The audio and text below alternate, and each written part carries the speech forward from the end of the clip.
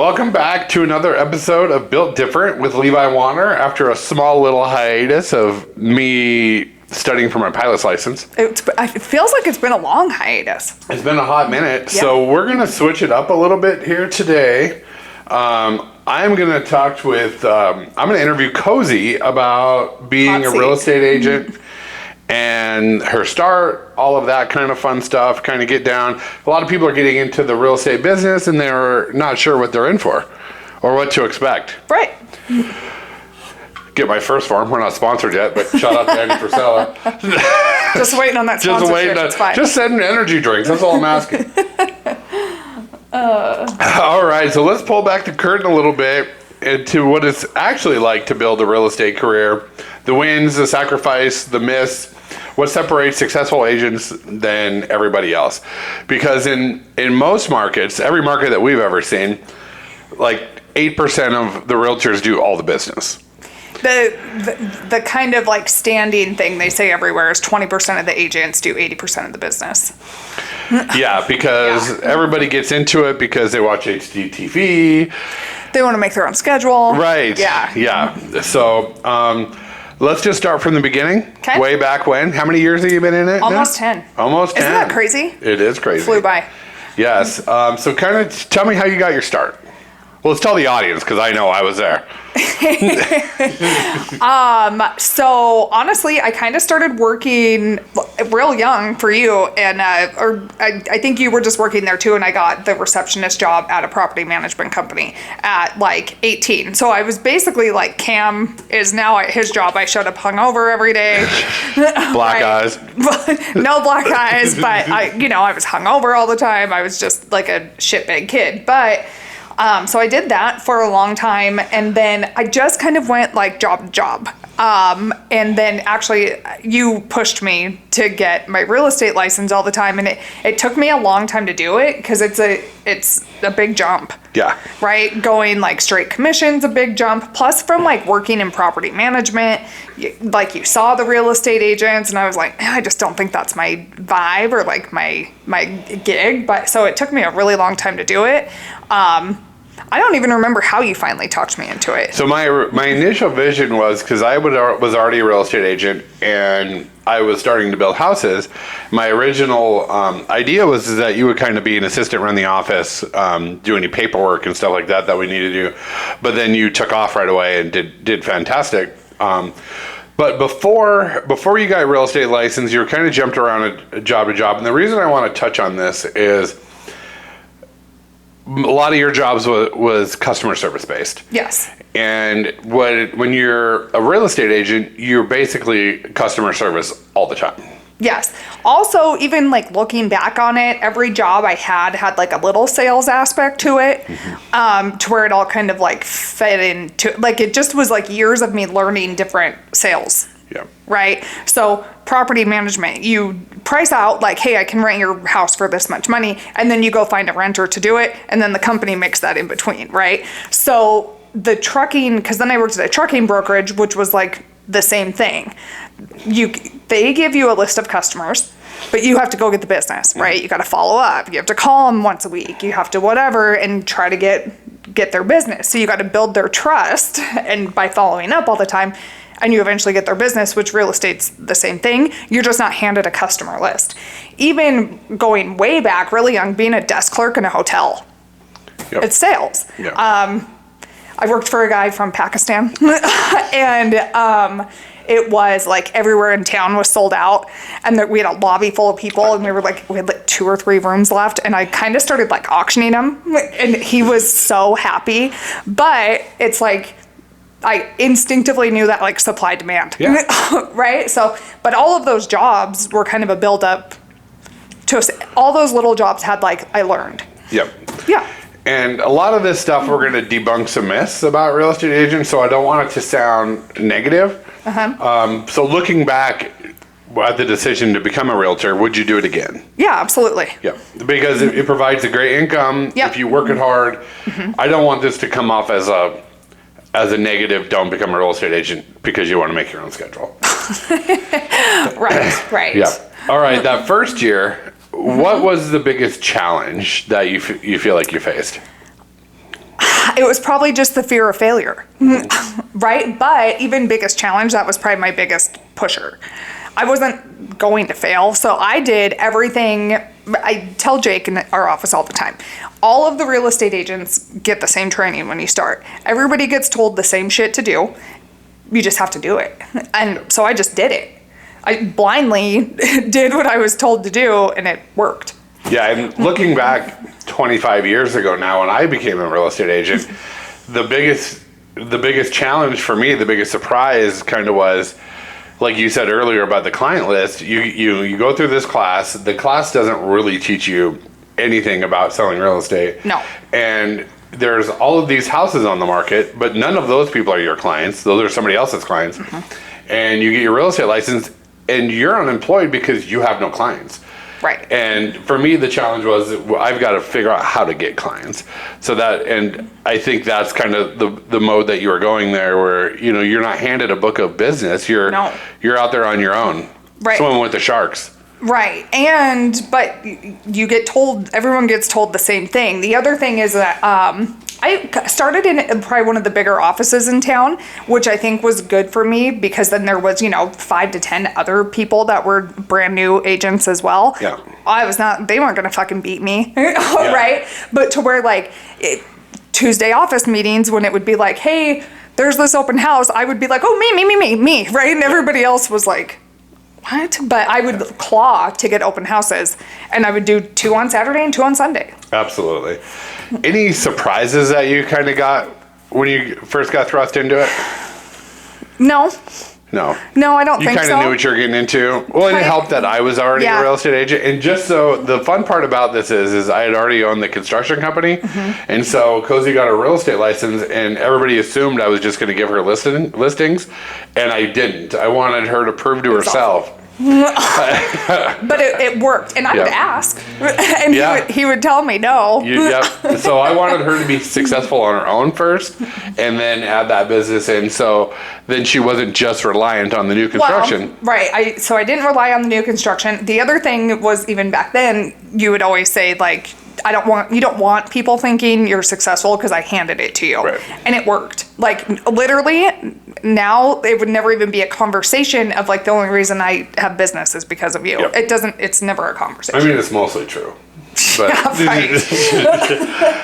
How was that first sale on that first closing? Because it happened pretty quick. It did. So my first sale was actually Tyler, my nephew. Yeah. And it came from the broker I was working under told me I needed to make a Facebook post announcing that I had a real estate license, and I was scared to do it. You helped me write it because I was like, I don't know what to fucking say. And I'm a wordsmith. Yeah, that too. So I put it out on Facebook, and Tyler responded to it and said, hey, I want to buy a house. So he was my first client. I just was telling him a couple months ago, hey, you were my very first client ever. Did you know? And he said, I didn't have a clue. So, I mean, even though I had no idea what I was doing, yes, he didn't know. That's fantastic. Yeah. And that feeling that you can actually do it, the negotiation, the paperwork, that people can learn that. Yeah. Not the negotiation part as much, but what you're doing with the forms, and you had me to fall back on to help with that. So, but it just kind of gave you a little bit of validation. Yeah. And then I'm almost a little nostalgic for it. I almost kind of miss it, that struggle part of having to work a serving job while I did it, having to go hide in the bathroom at Olive Garden and take real estate calls. There's something fun about it. Yeah. Hardships are fun to look back on, not to be. Good point. Yeah. Not to be. Good point. This next one, this is funny because we've got a new agent in our office at Cozi's Training, and he's our frat bro, Jake. We introduced him on the podcast, and he just looked defeated yesterday. So I'm going to kind of lead you into this one. The one thing that nobody warned you about was the amount of rejection. And that's why I think a lot of people don't succeed, right? Like I said earlier, everybody gets told the same things to do. You go out you do it, right? I'm sure everybody does it the first time, and then they get rejected. And I walked in yesterday, and Jake looked like he got his ass kicked. He just looked so defeated. He looked like his dog got it in the pound or something. Like he was. And I said, "What's going on?" And he was like, he called 13 different people and got told no by 13 different people, but it happens. The difference is you have to do it again. Like, and it's hard because you get kicked in the teeth, and then you have to go Absolutely do it again. And I think for dudes, we're used to this because we get rejected by girls all the time. But like pretty girls struggle with this because they don't get a lot of rejection. The frat bros are getting rejected all the time. What's really funny though, I will say, even when I first started real estate, I don't feel like I don't remember getting rejected a ton. I'm not going to tell Jake that. But. And what I always tell people when I well, you didn't call a lot of expireds though either. No, I did some.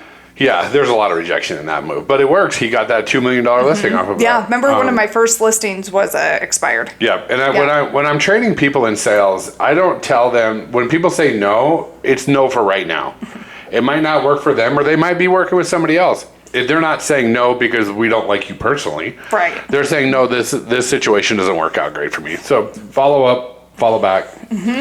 All right, so let's talk about what moves the needle a little bit, the fun stuff. If you were to start over, what would you focus on right now? Because times have changed a little bit. Social media has kind of taken over.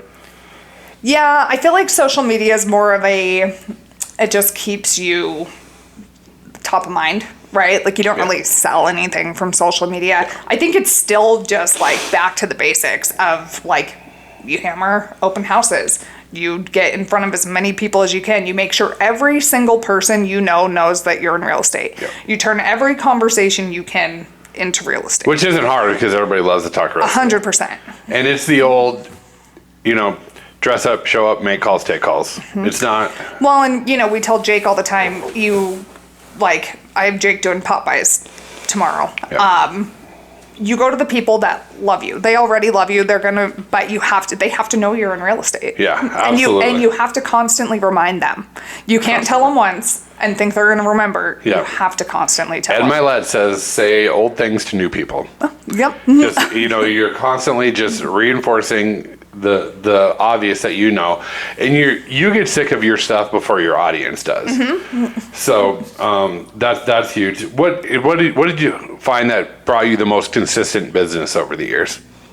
And this is not going to be stupid as it is. This is not going to be the answer people want to hear. No, open houses. It's open houses, and we still get a ton of business off of open houses.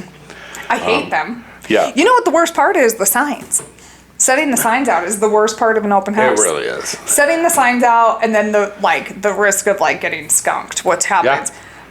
Sunday, we just bolted open houses, and who knew it would be super fucking windy. Nothing will kill an open house more than wind. People will come out in a torrential downpour, but not the wind. No. Yeah, we both sat in quiet houses. The wind ruins everything good in life. Golf, open houses, flying. It just ruins everything. Yeah. This is something that I'm preaching heavy these days, is we are in the relationship business. And it's a lot of realtors think that, we sell Ashley a house and then it's like a high five and we're never there again. Right. How do you go about building those relationships and staying top of mind? Because we want the front end business, which is that sale, and then the back end business, which is the referrals, the next time they buy a house. Yeah, it's just, again, that top of mind, constant reminder. We do a monthly mailer, a monthly email. We do postcards. We do client parties. We do the pop-bys every couple months. I have Jake going out today. He's going to go by his past clients with sparklers. It's 4th of July. Right? Sparks are. Yeah. I already told him, you're going to stand here only. I said, go to a fireworks stand. And then I was like. How important is follow-up? The most important. Follow-up and speed. So... Yeah. Which is hard the busier you get, yep. Right? So the busier you get, I tell someone hey, yeah, I'll get you these listings. The faster you are, it's cake, it's butter. That's where your money comes from. But I have 35 other things going on. I can't get to it into where I'm because the busier I am, the more I'm missing that part. Follow up. You know me, I'm the queen of follow up. I will call you until I die unless you tell me to stop calling you. Yeah, unless you die or you tell me to stop calling, Yes. I am going to follow up with you until Yes. it ends. More than one occasion, I have been like, fuck, I haven't followed up with this person in 6 months. I still do it. Yeah. I feel embarrassed. I've seen you personally follow up with somebody so many times, and you have a string, a thread of texts where they've never responded, and then a month later, they're like, hey, we want to look for a house. Yes. Or I'll get like, hey, my name's Fred. This guy told me to call you. Yeah. And I'm like, oh. Absolutely. So that's that back end business that we always want. What's the biggest waste of time? Oh. I waste more time than anybody, and I can't think of what the biggest time waster is, but I am the worst. Yeah. I guess reframe the question. What's the biggest time waster that new agents can do? Like going to the ML meetings, That's all good stuff, right? Because you need to familiarize you have to be the expert. You have to familiarize yourself with the market, what the pricing is, you know what I mean? That's all stuff as a new agent. You should be studying the market every day. Yeah. I should be doing it now. I should be looking every day at what new listings came on the market, what went under whatever. contract. Yep.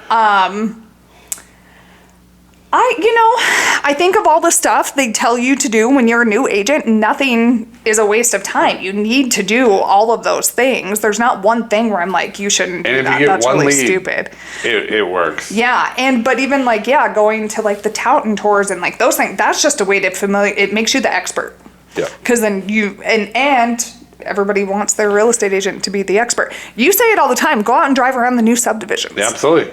The new agent should know every new subdivision in town, so when your client asks you about it, you're not like, well, I don't know. Right. Isn't that your job to know where houses are being built? Well, right. And, come on, are you a rookie? Sorry.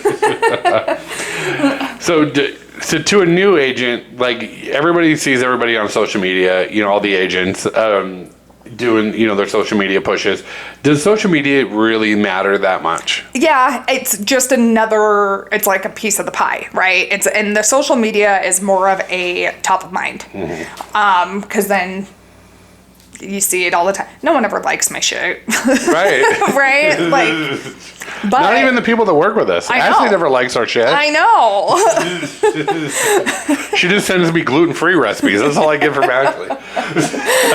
Yeah, no one ever likes my stuff. No one ever, but they see I'm selling houses. They know that right? They know you're busy. Yes. Yep. One habit that has helped you succeed. Probably just consistency. Fucking everything. Right? It is everything. It really is everything. I'm fucking Jake right now. He's got all these trips and whatever. And I'm like, dude, get your ass in the office. You need to be in the office following up with people consistently day in, day out. Right? It's a grind. It is. It's not a one swing. You got to keep swinging the bat. Right. I will say 75 hard has helped a ton. Gets us in the right frame of mind. All right, now we're gonna get to the fun stuff. Okay. The biggest myth. Myths? I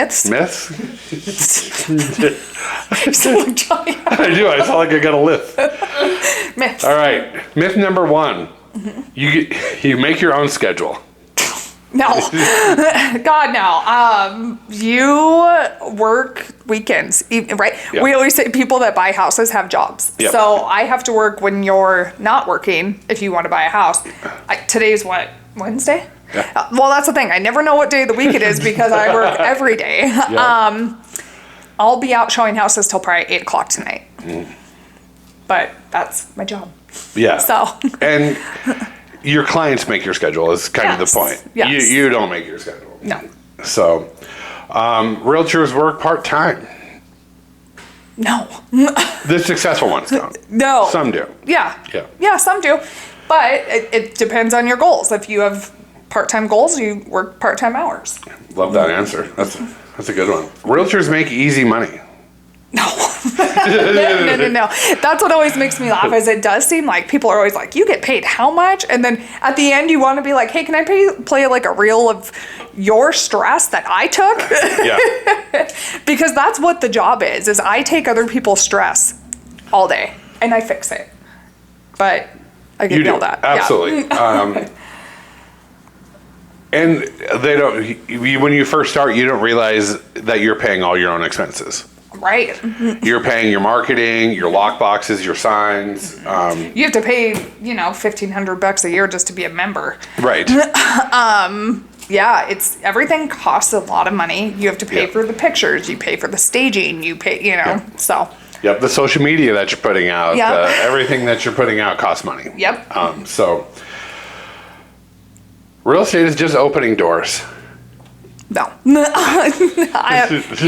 If you've ever bought or sold a house, you probably don't realize all the nuances to it, right? Ashley, you bought a house. We knew everything about its history, everything about whatever. You have to fight with the bank. You fight with the other realtors. You have to make sure they're getting into a good house because my biggest fear is always selling someone a house and then having them call me to sell it when they want to move and being like, oh yeah, yeah. Well, and you're dealing with contracts. These are people. There's a lot of money.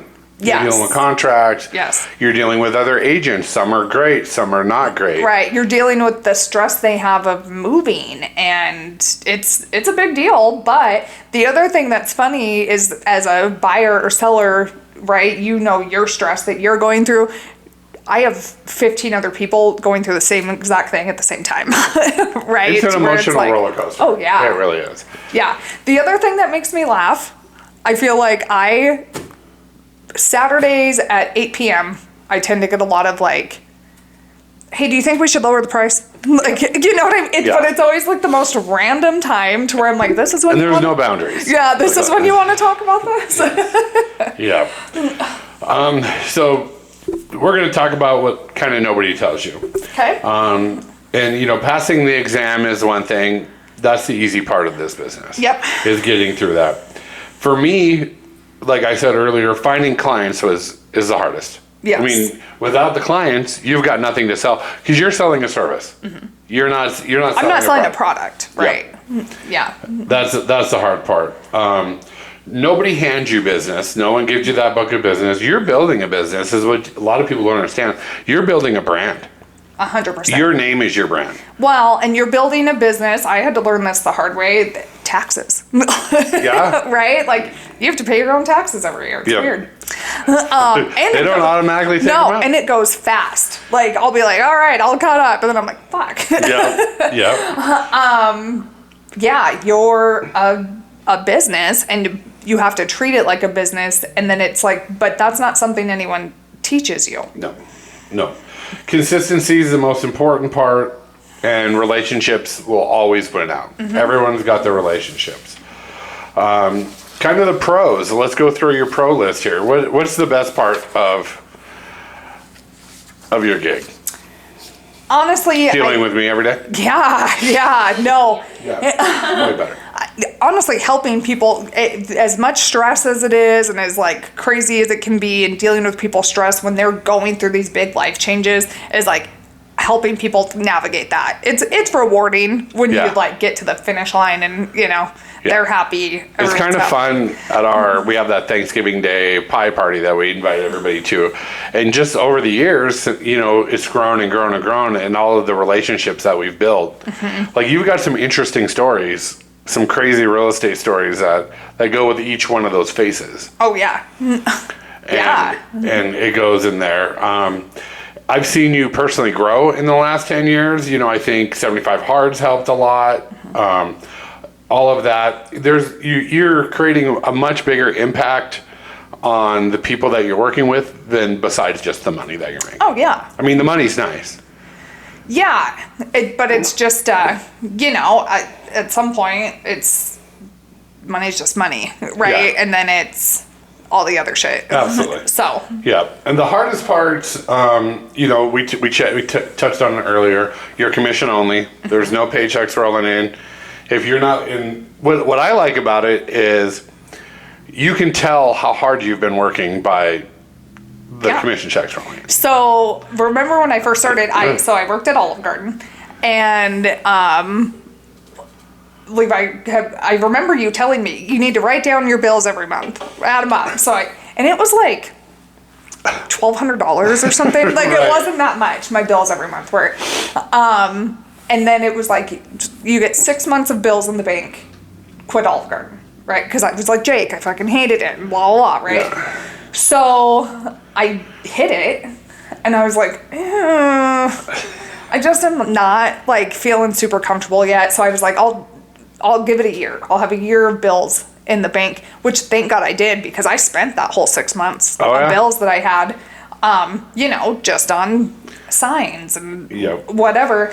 And then once I had that year's worth of money in the bank, I finally quit Olive Garden.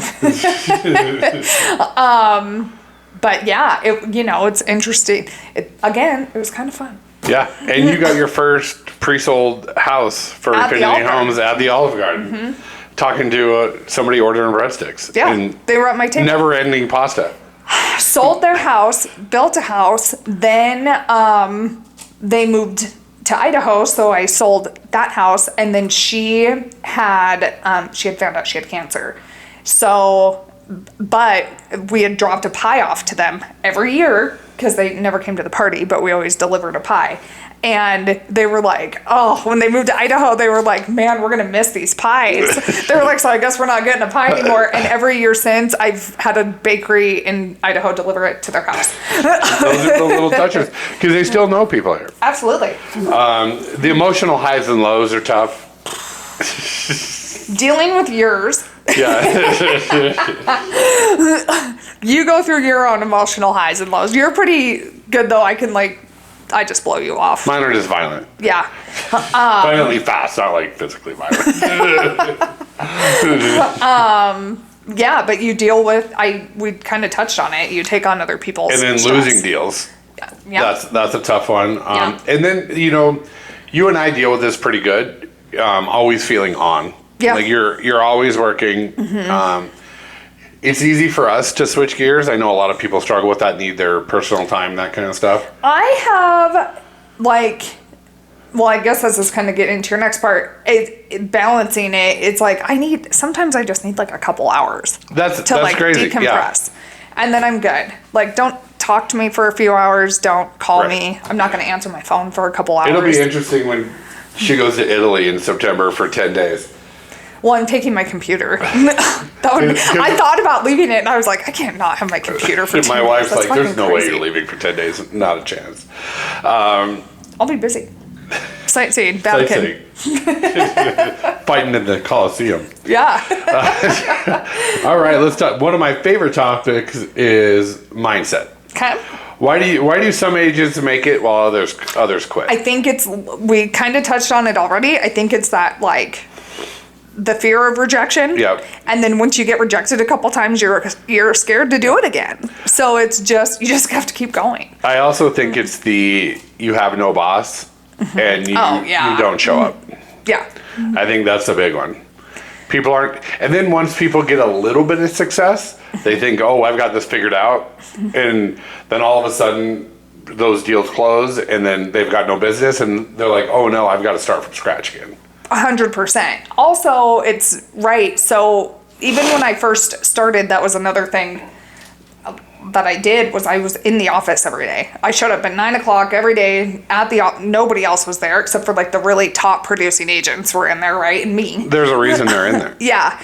And I didn't have enough money to pay for my own office in there, but they had cubicles. So I'd go work in the cubicle and I would try to be oh, okay, well, I guess I'll make flyer, Mm-hmm. One of the things though that I feel did help was you hear how they talk, right? How they're talking to their clients, how they're talking to whoever. And I learned a lot that way. I also got one of my first deals from being in there because she was like, hey, you want, I don't want to represent this buyer. Do you want him? Yep. And I was like, yeah. But had I have not been in the office every day, I had to keep a schedule, Yep. which I think is what's hard for people is all of a sudden you don't have anyone telling you Yep. when you have to be somewhere. which is brand new, and then you want to take a bunch of advantage of it. But even now, if I don't go to the gym in the morning and I'm like, well, I'll go to like the 11:30, I never get out of here. How many times have I been here and I've been like... She wastes more time than anybody on the planet. I've been here for 7 hours at this desk and I haven't left. All right, let's have some fun with it. Okay. Working with family. From your perspective, what's it like working together? Yeah, it's fine. It's easy. It's fine.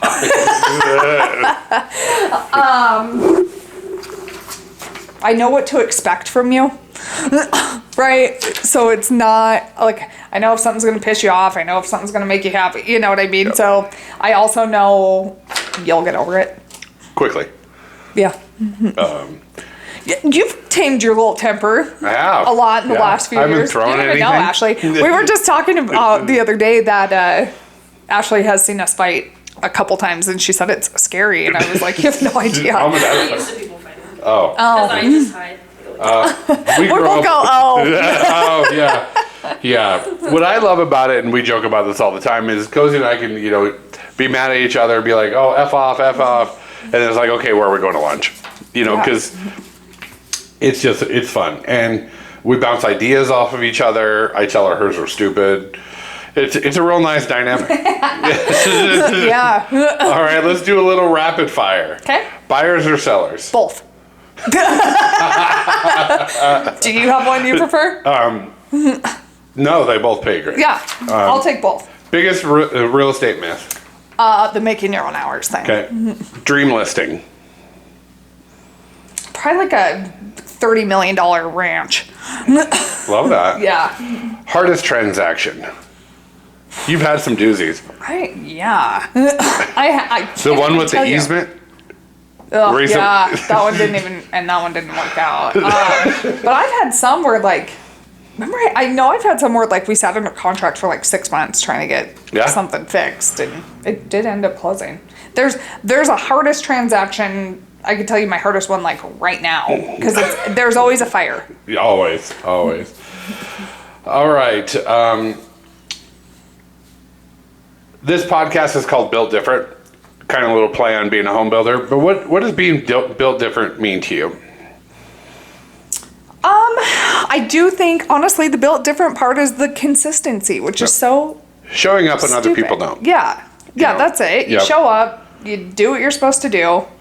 You do the things that work even if they don't work instantaneously. Yeah. Love to win or hate to lose? I love to win. You know that. I fucking love to win. Yes. I will dance on your grave, All right, let's end with one last question. If someone were thinking about becoming a real estate agent, what's one piece of advice you'd give them before they jump in? I think it's that you have to show up every day. You have to make a schedule, show up. You have to be your own boss. You have to hold your own self accountable. Yeah. You have to be a driven person. Mm-hmm. It doesn't come easy. Let's look at my little buddy Jake over there. Yeah. When Jake had control of his own schedule, because now he's doing some assistant stuff for me. He would roll in at noon. 2:00. Yeah, work for an hour. Now I have control of his schedule because he's doing a little. And realistically, I just make him get here at 9 and he works on his own shit all day. He hasn't done anything for me. He's getting busier. It's really weird. It's not brain surgery. I just got to keep him fed in there, but he's like a little garbage disposal. He'll just, if I don't want the rest of something, he'll eat anything. Our little frat we got going on here. He told us yesterday, if you were like, do you want to go down to the rail yard and eat a cat? He was like, I'd be like, okay.